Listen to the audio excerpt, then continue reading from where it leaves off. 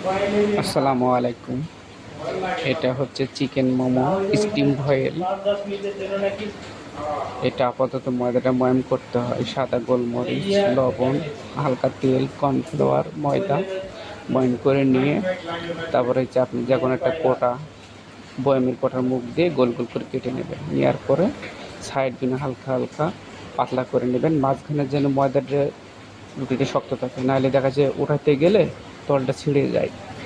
আমি দেখেন হাতে কিভাবে কাজ করতেছি, ওইভাবে আস্তে আস্তে মোড়াবেন, সুন্দর একটা গোলাপ ফুলের মতন হবে। কিন্তু মাঝখানের বসে রাখবেন যে তলে ময়দাটা মোটা থাকবে, সাইডগুলি পাতলা হয়ে যাবে। তো রুটিটা দেখছেন সাইড খেরা বেড়া পুরো এখন কমপ্লিট করেছি। সেম এইভাবে করবেন। পরবর্তীতে বাটিতে ঘি এবং তেল একসাথে মিশিয়ে তলে ঘি লাগাই দেবেন, ঝুড়িতে সহ ঝুড়িতেও তেল লাগাই দেবেন, যেন ভাপ দেওয়ার পর সহজে উঠে যাবে। ঠিক আছে, পরবর্তী দেখেন কি করতেছি, আপনি ভালোভাবে ফলো করুন, লাইক দিবেন। ইনশাল্লাহ আরও ভালো আপডেট দেব সহজভাবে কিভাবে করা যায়। এ দেখেন আমার হয়ে গেছে, ভয়েল দিয়েছিলাম 7 মিনিটের ভেতরে ওকে ফুলে গেছে।